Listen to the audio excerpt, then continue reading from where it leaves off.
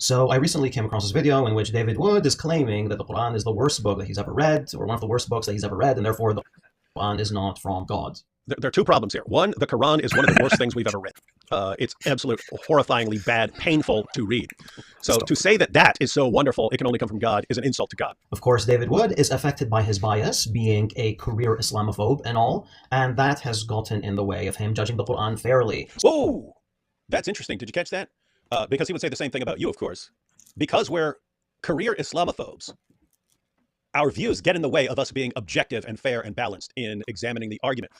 We could grant that. Suppose we are so repulsed by Muhammad having sex with a 9-year-old girl and taking the wife of his own adopted son and all these things. Suppose we're so horrified by that we look at his book, the book that justified all these things, and we say, ugh, that's a horribly written book. So suppose you're going to say, we're biased against it. Fair point. That can be the case. But, AP, is it possible? Is the reverse possible that they could be biased in favor